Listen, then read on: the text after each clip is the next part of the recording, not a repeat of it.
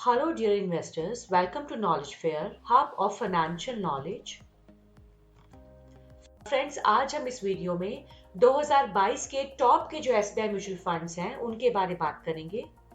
सबसे पहले कुछ फीचर्स की बात करेंगे उन एसबीआई म्यूचुअल फंड्स। जैसे कि फ्रेंड्स हम जानते हैं SBI mutual fund house joint venture है between State Bank of India, जो इंडिया का सबसे बड़ा बैंक है, और अमुंडी, जो फ्रेंच एसेट मैनेजमेंट कंपनी है। अमुंडी जो है यूरोप का लार्जेस्ट फंड मैनेजर है। सभी फंड हाउसेज में ये टॉप का फंड हाउस है क्योंकि इसका asset under management over 6 lakh crore तक पहुंच चुका है। एसबीआई म्यूचुअल फंड हाउस यहाँ पे टोटल 147 स्कीम्स ऑफर करता है। उसमें से 29 इक्विटी स्कीम्स हैं, 82 डेट स्कीम्स हैं, 26 हाइब्रिड स्कीम्स हैं, 10 एक्सचेंज ट्रेडेड फंड्स हैं, gold end fund of fund schemes. SBI fund house का यहाँ पे पैसिव म्यूचुअल इन्वेस्टिंग में भी स्ट्रॉन्ग प्रेजेंस है और इसका जो एयूएम है पैसिव इन्वेस्टिंग में वो रुपीज 1.5 लाख करोड़ का है। फ्रेंड्स, अब हम एसबीआई फंड हाउस का जो एसेट बेस है, मतलब जो टोटल एक मुठ पैसा यहाँ पे निवेशकों ने लगाया है, उसका कंपैरिजन बाकी फंड हाउसेस से करें तो एसबीआई फंड हाउस यहाँ पे इंडस्ट्री लीडर है। इसने सभी फंड हाउसेस में टॉप किया है और जून क्वार्टर में इसका जो एसेट बेस था वो रुपीज 5.23 लाख करोड़ तक पहुंच चुका था। उसके बाद एचडीएफ फंड हाउस का जो एसेट बेस है और आईसीआईसीआई प्रूडेंशियल फंड हाउस का एसेट बेस है, दोनों का इक्वल है विद रुपीज 4.16 लाख करोड़। और उसके बाद आता है आदित्य बिरला सन लाइफ फंड हाउस। इसका एयूएम पहुंच गया है 2.75 लाख करोड़ का। उसके बाद आता है कोटक फंड हाउस। इसका जून क्वार्टर में जो एसेट बेस है वो पहुंच चुका है रुपीज 2.46 लाख करोड़ तक। लास्ट में है निपॉन इंडिया, जो पहले रिलायंस फंड हाउस के नाम से जाना जाता था। उसका एसेट बेस जून क्वार्टर में पहुंच गया था रुपीज 2.40 लाख करोड़ में। अब हम देख रहे हैं पिछले एक साल में जो परसेंटेज चेंज आया है एसेट बेसिस में वो क्या है। इस इमेज में अगर आप देखिए तो एसबीआई फंड हाउस ने टॉप किया है। पिछले एक साल में इसका जो एयूएम में चेंज है वो 51% के साथ हो चुका है। यहाँ पे जो फिगर दिखा रहा है वो है रुपीज 3.04 लाख करोड़। वहीं पे सेकंड नंबर पे है आईसीआईसीआई प्रूडेंशियल फंड हाउस और इसका जो एसेट बेस है वो 48% से चेंज हुआ है पिछले एक साल में। Then comes HDFC fund house with 1.73 lakh crore, then Nippon mutual fund house और लास्ट में है UTI fund house with 1.31 lakh crore. और इसका जो पिछले एक साल में जो एसेट बेस में चेंज है वो सबसे ज्यादा है विद 68%। तो इस फंड हाउस ने भी अच्छी प्रोग्रेस दिखाई है पिछले एक साल में, बट टॉप का यहाँ पे एसबीआई फंड हाउस ही है। अब कुछ फीचर्स की बात करें तो एसबीआई फंड हाउस में निवेश करके आप अपने लॉन्ग टर्म गोल्स को पूरा कर सकते हैं। जो भी आप यहाँ पे पैसा लगाएंगे उन पे आपको ग्रोथ जनरेट करके देंगे, अच्छे रिटर्न्स कमा कर देंगे। बट क्योंकि फ्रेंड्स आप यहाँ पे इक्विटीज में निवेश कर रहे हैं तो यहाँ पे उतार चढ़ाव काफी ज्यादा बना रहता है, उस वजह से यहाँ पे रिस्क भी काफी ज्यादा देखने को मिल सकता है। एसबीआई फंड हाउस के जो म्यूचुअल फंड्स हैं उनका रिस्क मॉडरेट टू हाई के बीच में होता है, डिपेंडिंग ऑन आप कौन सी कैटेगरी में निवेश करते हैं। एसबीआई म्यूचुअल फंड्स को आप एज ए रिटायरमेंट फंड्स भी यूज कर सकते हैं। अगर आपका यहाँ पे चाइल्ड एजुकेशन का गोल है उसके लिए भी यूज कर सकते हैं। वेल्थ क्रिएशन का गोल है तो उसके लिए भी इन फंड्स को यूज कर सकते हैं। 2015 में जो एम्प्लॉयज प्रोविडेंट फंड है इंडिया का, उसने 5000 करोड़ पहली बार जिस म्यूचुअल फंड में निवेश किया था उसका नाम है एसबीआई एमएफ सेंसेक्स ईटीएफ्स। 3 फरवरी 2021 को एसबीआई फंड हाउस की तरफ से एक नया फंड लॉन्च हुआ था जिसका नाम है एसबीआई रिटायरमेंट बेनिफिट फंड और ये एक रिटायरमेंट सॉल्यूशन है। इसमें निवेश करके आप अपना रिटायरमेंट गोल पूरा कर सकते हैं। कुछ परसेंटेज का इंश्योरेंस कवर भी मिलता है। हाल ही में एसबीआई फंड हाउस ने नया फंड लॉन्च किया है जिसका नाम है एसबीआई बैलेंस्ड एडवांटेज फंड। इस फंड में अभी तक जस्ट लॉन्च होने के कुछ महीने बाद ही 15,000 करोड़ का एसेट बेस बन चुका है और 4 लाख इन्वेस्टर्स ने इस फंड में निवेश किया है। एसबीआई फंड हाउस के काफी अच्छे फंड मैनेजर्स हैं। टॉप के जो यहाँ पे फंड मैनेजर है वो है मिस्टर आर श्रीनिवासन, जो यहाँ पे हेड ऑफ इक्विटी है और पिछले 20 साल का तजुर्बा रखते हैं इक्विटी रिसर्च में। जो भी ये म्यूचुअल फंड संभालते हैं उसमें अच्छे रिटर्न्स ही निवेशकों को कमा कर देते हैं। जो ये फंड लुक आफ्टर कर रहे हैं वो है SBI small cap fund, SBI focused equity fund and SBI equity hybrid fund. SBI fund house कुछ बढ़िया डेट फंड्स भी ऑफर करता है। डेट म्यूचुअल फंड इन्वेस्टिंग में जो बढ़िया फंड मैनेजर है वो है दिनेश आहूजा, जो एसबीआई मैग्नम इनकम फंड को मैनेज कर रहे हैं, SBI magnum guild fund and SBI dynamic bond fund. Friends, अब बात कर लेते हैं top SBI mutual funds of the year 2022।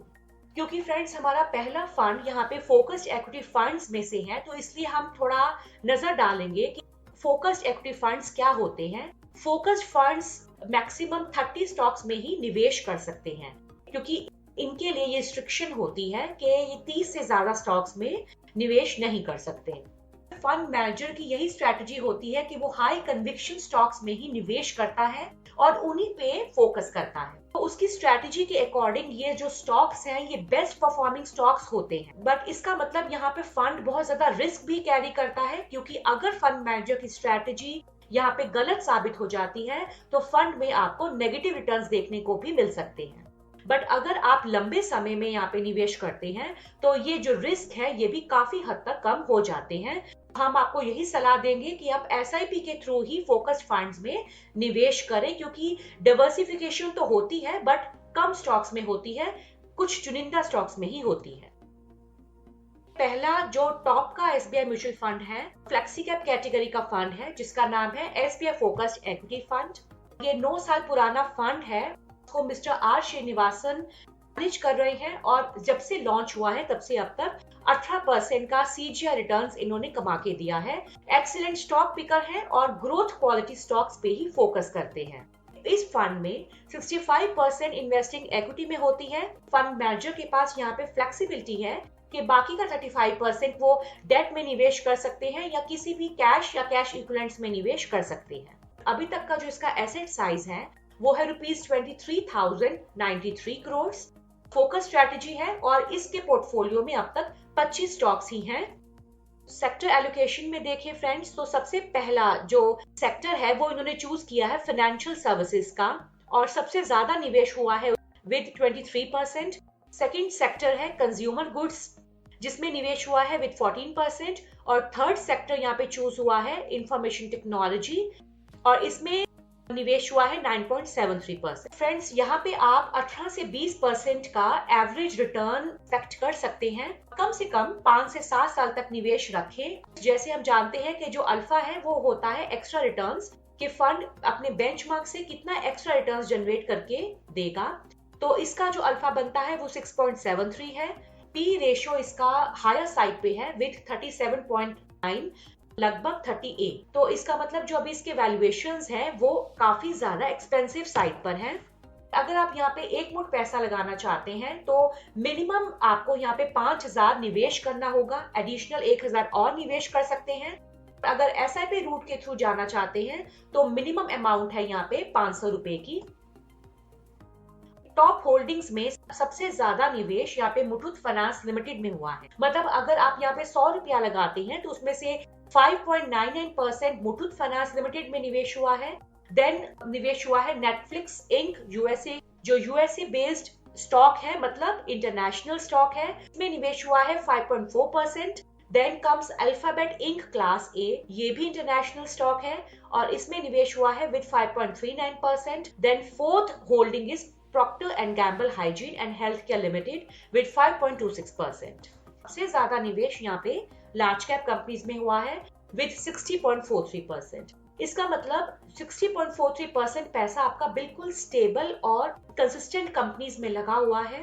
35.12% निवेश हुआ है मिड कैप कंपनीज में और स्मॉल कैप कंपनीज में कोई निवेश नहीं हुआ है। कैश और कैश इक्विवेलेंट्स में निवेश हुआ है with 5.01%। Compounded annual growth rate returns की बात करें तो इस फंड ने पिछले एक साल में 51.8% का रिटर्न दिया है और 3 साल में दिया है 25.4% का और 5 इयर्स में दिया है 20.44% का। तीनों टाइम फ्रेम्स में इसने अपने बेंचमार्क को बढ़िया मार्जिन से बीट किया है।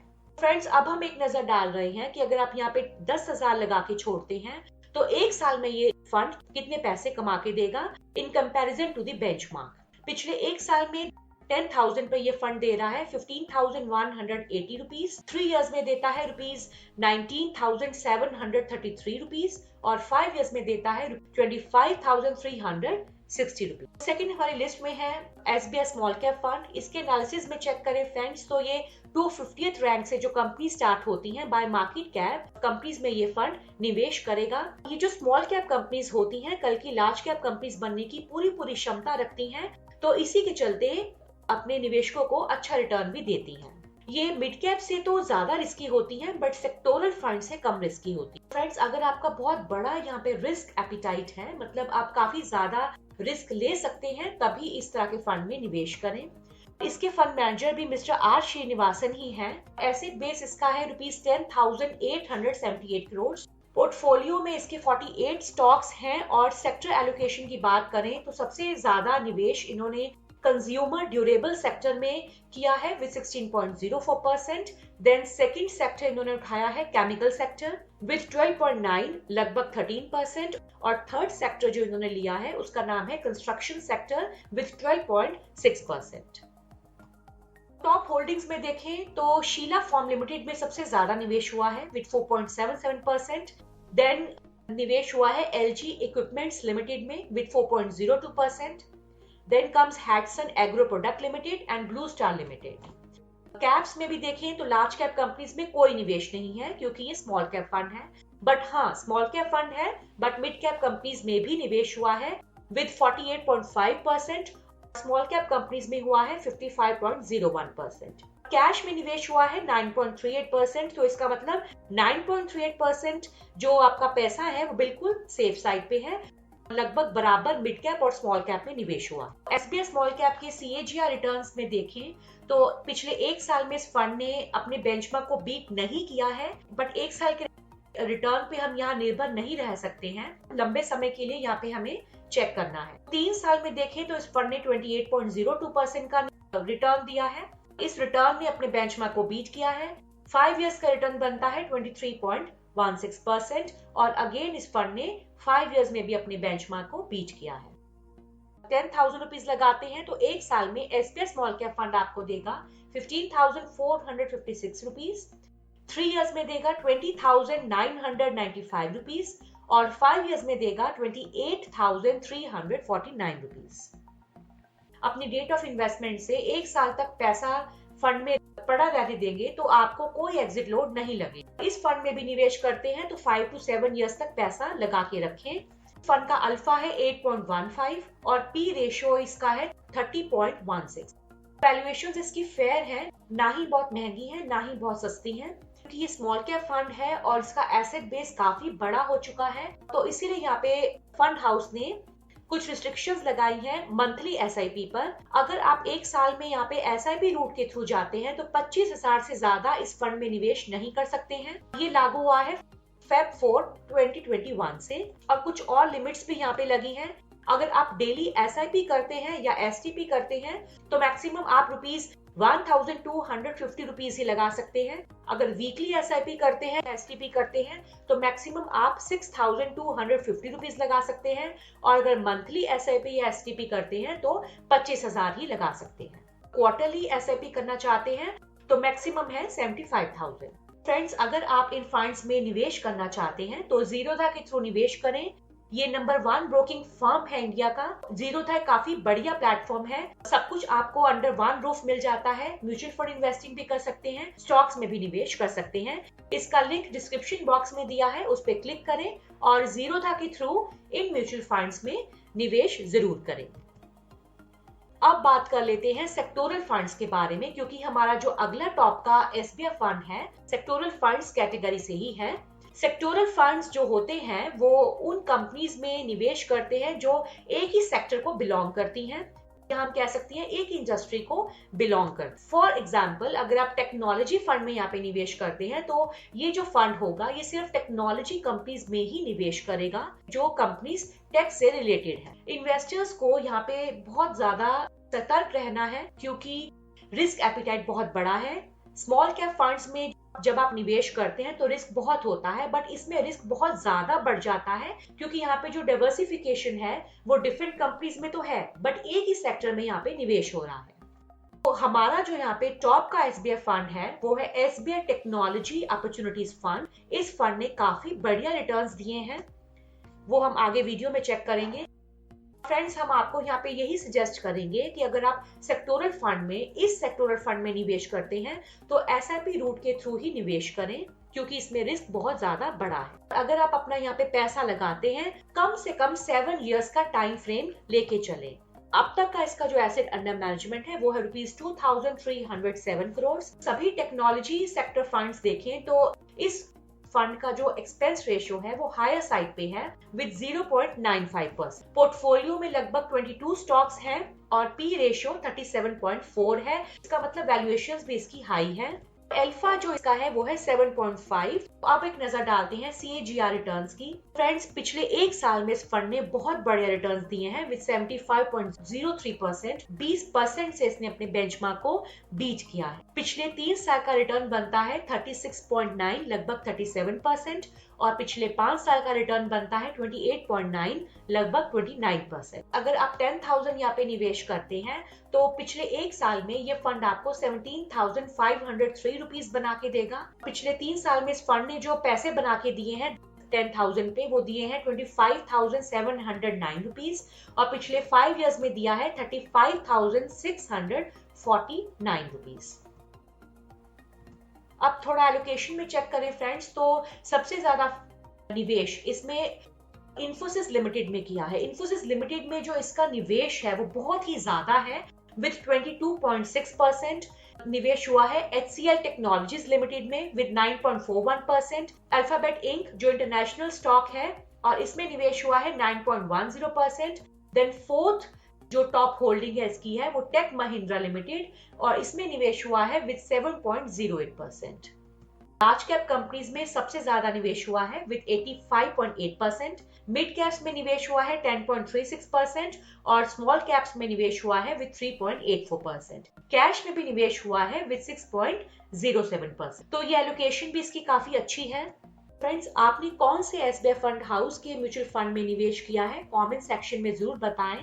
नॉलेज फेयर को जल्दी सब्सक्राइब करें और बेल आइकन भी प्रेस करें ऐसी और नॉलेजेबल वीडियोस की नोटिफिकेशन पाने के लिए। Thanks for watching.